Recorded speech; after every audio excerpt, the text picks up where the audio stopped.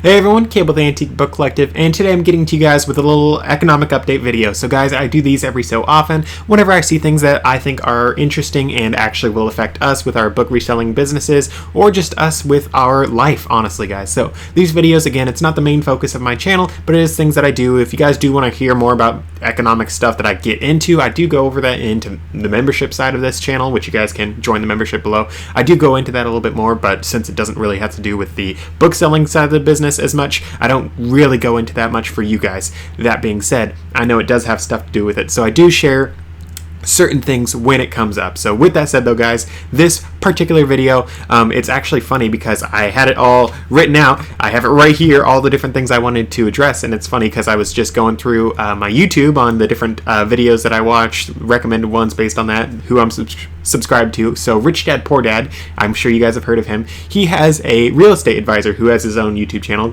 His name is Ken McElroy. Very good channel. I'd recommend you guys check that out. I'm actually going to link to his video at the end of this, but guys, he actually just made a video today which addresses a lot of the same exact stuff I want to address, which I thought was very funny. As such, I'm not going to make this a really long video, but I do want to just address things that I do think are pertinent for all of you guys. But with that said, before I dive right on into things too much further, let me just say I'm not your financial advisor. I'm not a financial advisor. Do your own due diligence. I was going to do basically I was going to murder you guys with a whole bunch of different charts and whatnot as I was like really explaining all the things. But then I was like, okay, I'm not going to really go after every single number. I'm just going to give you guys rough overviews of things because you guys, for your own due diligence, should go and find those charts yourselves. If you guys do want to do that though, I highly recommend the St. Louis Fed. They have the FRED website, which is the Federal Reserve Education. I don't remember what the D stands for, but they have all the different information for you guys there. It's really nice. They have lots of data there. It can be a little confusing, so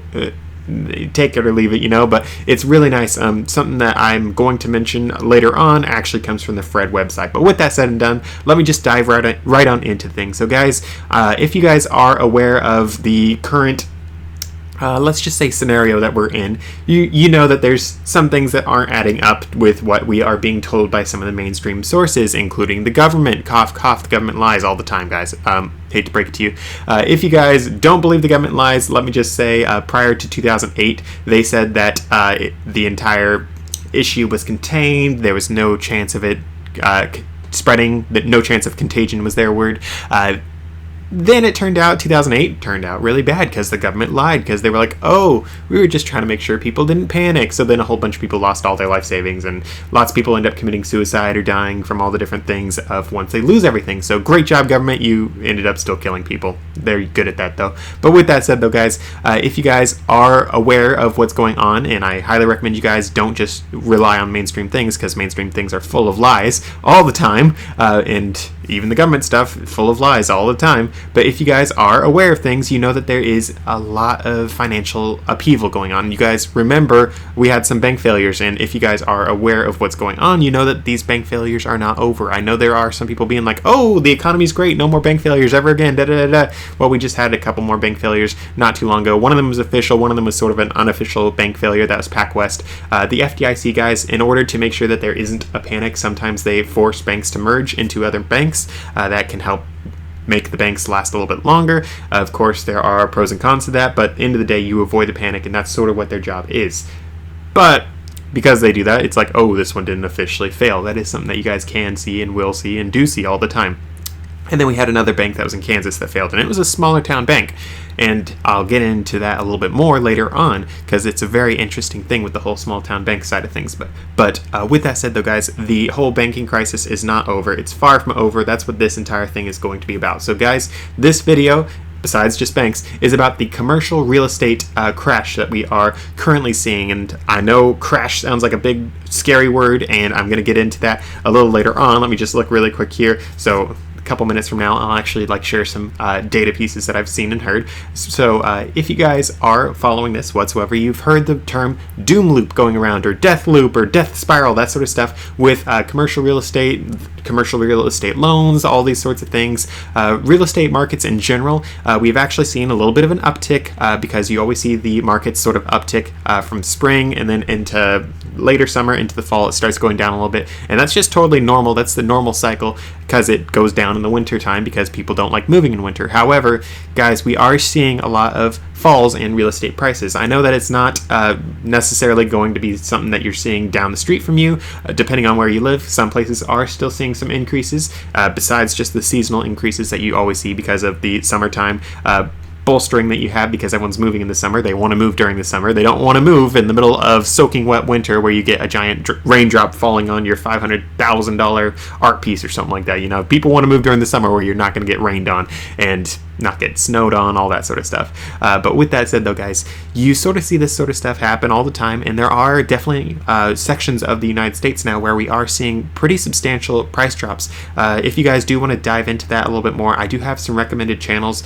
on my channel itself. You guys can click my channel below, should be right over there. You guys can click that, and I actually have a little tab where I have recommended channels. I have ones that go over economic stuff and that sort of thing, and one of them is Reventure Consulting, or Reventure Consulture. I think it's consulting though, I don't remember, sorry guys.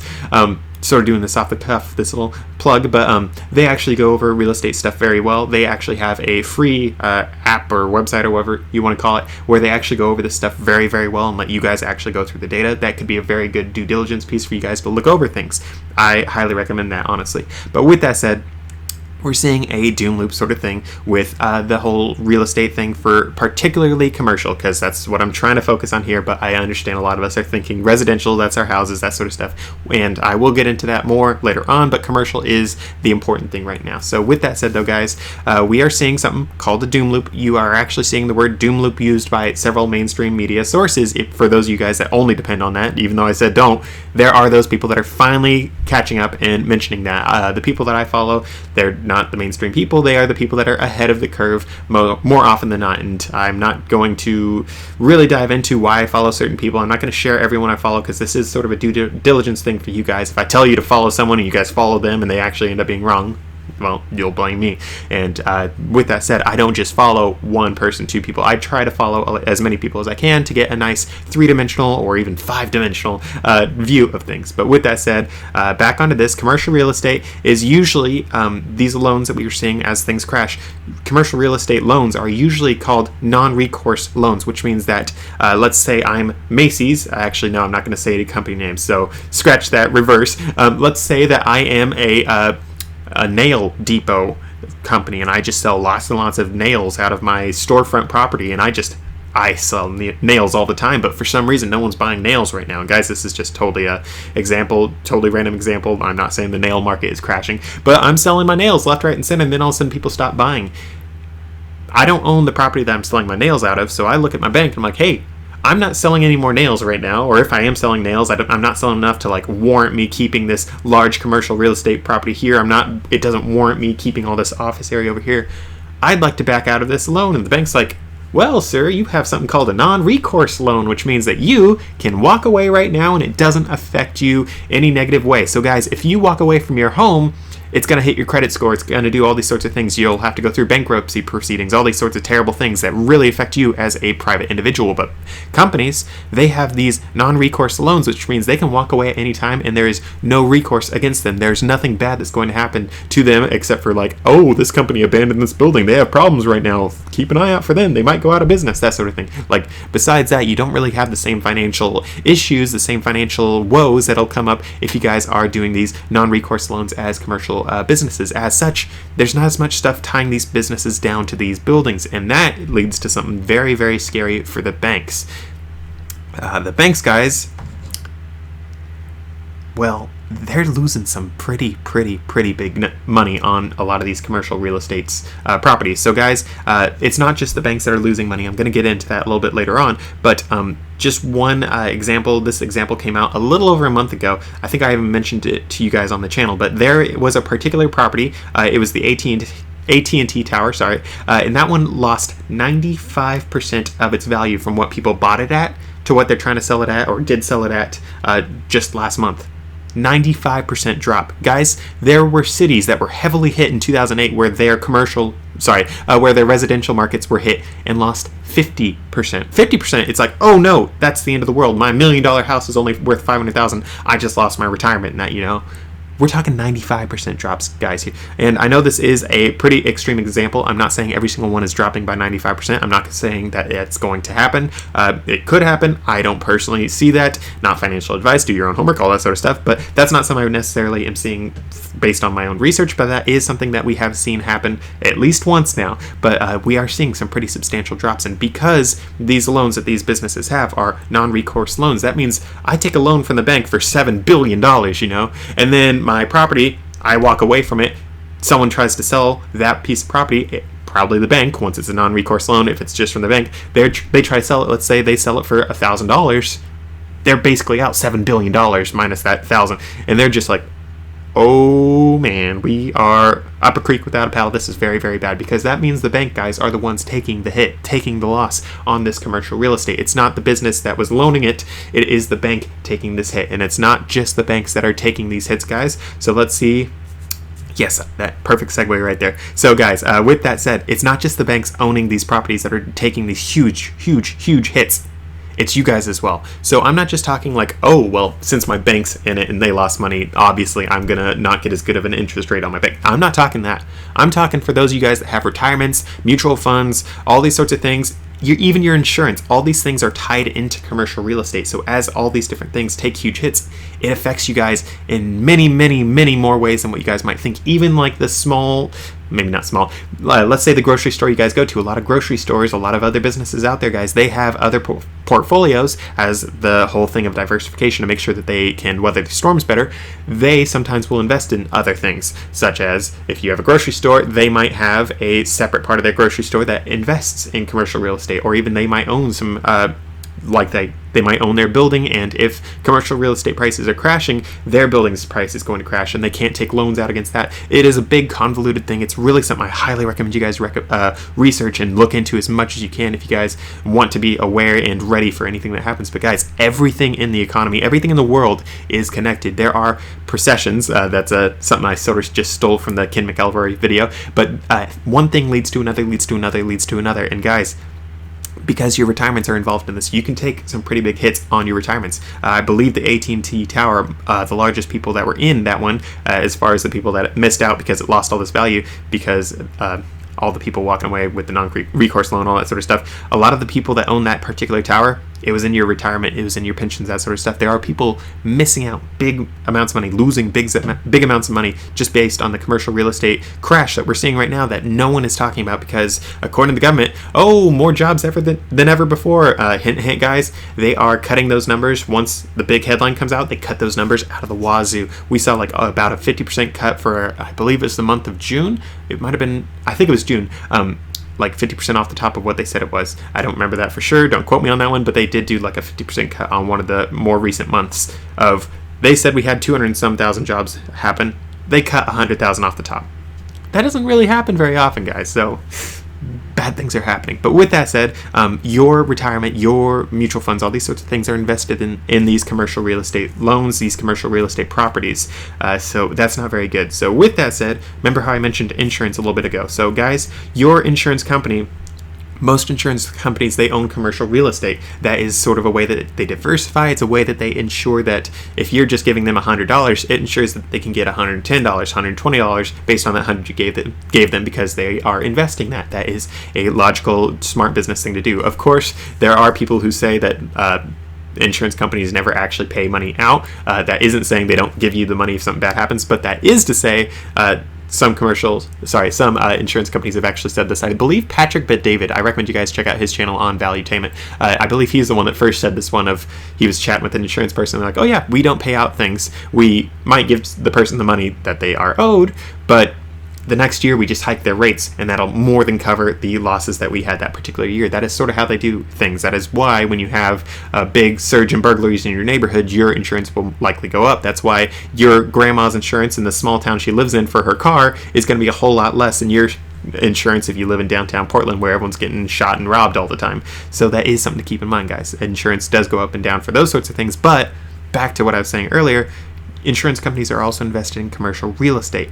And if they are losing boatloads of money on the commercial real estate, the stuff that was their cash cows, the things that were allowing them to potentially not charge you as much because they were making money on these other things, if they are losing money on these things, that means that you guys are going to have to pick up the slack. You guys are going to have to end up paying a little bit more for insurance. So besides just the inflationary costs that we're seeing because the government printed half the dollars ever in existence just a couple years ago, because of all that, you guys are paying more from just an inflation standpoint, but now you're having to pay more because the commercial real estate stuff is crashing, and the insurance companies have not yet adjusted all the things to be like, well, since that's crashing, that means your house value probably went down as well. Of course, they can't really change that stuff too much since in a lot of people's home insurance policies, they actually can insure to a certain dollar amount, but that's something for another time.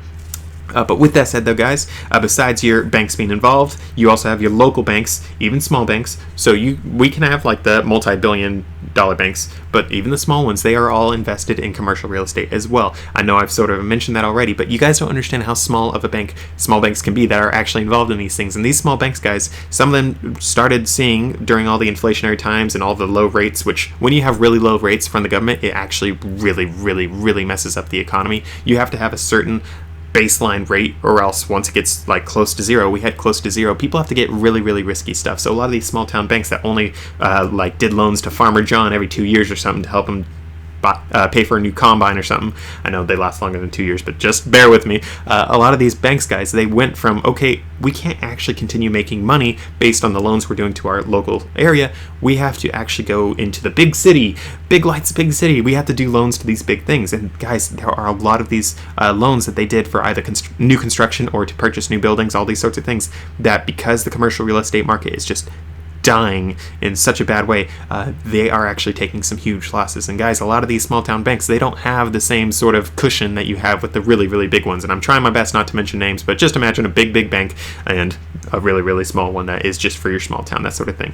And guys, with that said, these small banks, again, they don't have the same amount of cushion to do this. And that is one of the reasons why you are seeing a lot of people being scared about bank failures. You still have people pulling money out of their banks in higher numbers than we have seen in a long, long time. And there's a lot of other stuff about that. I'm going to let you guys do research on all of that. But the FDIC, the company, corporation sort of thing, it's sort of like a pseudo-private government sort of weird mishmash that is just terrible.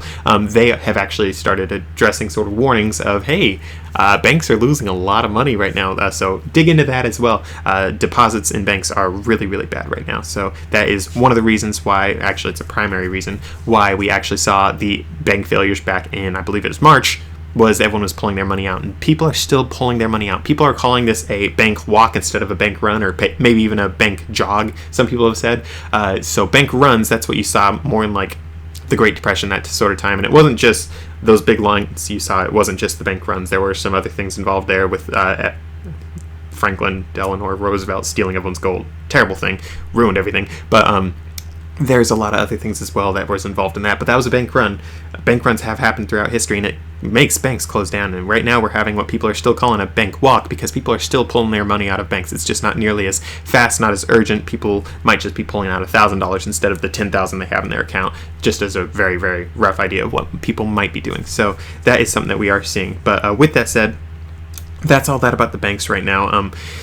Besides the fact that since they are losing money on that, they might cut how much interest they are giving you, and I have a little bit more on that, a little bit further on about that, but your guys' interest rates that you're getting from your banks, especially the smaller regional banks, they are not going to be paying you out as much money, potentially, if they are losing this large amounts of money. Of course, there's a lot more about that. I'm not going to go into the whole banking sector too much more, but that is a lot of stuff to do talk about. But with that said, on to the next thing about banks. So guys, when banks lose money and their loans go bad, that means they don't have any extra money, potentially. Of course, I know they have basically money printers they can keep making money with, or whatever they can borrow from whoever, but bear with me as this. So when they have all these things go bad, all these different loans go bad, these banks become a lot more cautious. So yeah, they might still have the money, but they aren't loaning the money out like they used to be. So you might have had like a new commercial building you wanted to put in construction and start doing a big thing with. Your bank might not loan you money on that, and that, guys, leads to something called a credit crunch. So if the banks stop lending out money, that is called a credit crunch. A credit crunch is something that you see in most recessions. I want to say all recessions, but I don't remember off the top of my head. All recessions, depressions, all that sort of stuff, you see that happening quite often. And credit crunches just means the banks are not giving out credit like they used to, or if they are, it's going to be at some pretty prohibitively high rates. When that happens, that means there's no new mortgages as well. So it's not just stuff for commercial businesses. We're also seeing mortgages getting hit. And right now, you're seeing a lot less mortgages because of the entire fact that mortgage rates are absolutely insane. A lot of the new houses you're seeing get purchased are actually because the construction companies that build these things, these are new construction things that are pushing most of the current housing sales. It's because they are actually buying down the mortgage rates for the first few months or a couple of years, depending on the particular company. But for people buying used houses, we actually are seeing more new construction houses being sold than we are for old construction current standing houses. So that's something interesting.